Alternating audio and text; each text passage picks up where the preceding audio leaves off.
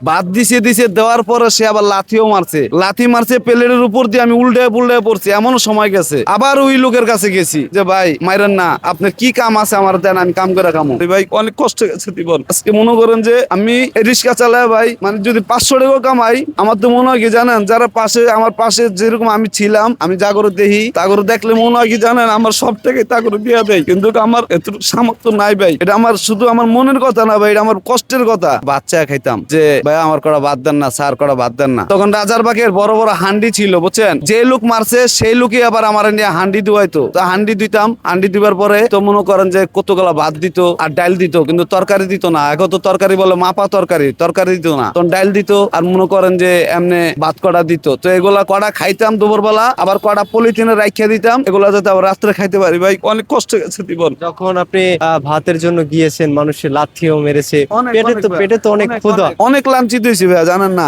শুধু ভাতের লেগা ভাই, এক মুঠ ভাতের লেগা ভাই, যে লোক লাথি মেরে ফালাই দিছে, আমি ওই লোকের কাছে আবার গেছি, মামা আমার কটা ভাত দেন মামা, আমরা খাইয়া জীবনটা বাঁচাই মামা। আমি দুনিয়ার সব সহ্য করা যায়, ভাতের কষ্ট কি সহ্য করে থাকা যায়? বা একটা কথা কি, আপনারা গাজার বর্তমান অসহায় পোলাবাইন করে দেখতেছেন ভাই, খিদার ঠেলায় তারা ঘাস খাইতেছে, বালু খাইতেছে ভাই। আমাকে জীবনটা ঠিক ওই টাইমে এরকমই মনে হয়েছে যে আল্লাহ খিদার ঠেলায় পাথর খাই, কিন্তু ভাই দেখা গেছে এগুলা তো খাইতে পারি নাই। মানে ওই টাইমে আমার তো মনে হচ্ছে যে আমি পাথর চাবায় খাই। মানে খিদার এত জ্বালা, খিদার এত কষ্ট, যে না বুঝে ভাই সে কখনো খিদার মর্ম, মানে খিদার সম্বন্ধে কইতে পারবো না ভাই। যে খিদা কষ্ট কই রাইছে সে কইতে পারবো যে খিদা কি জিনিস, কষ্ট কি জিনিস।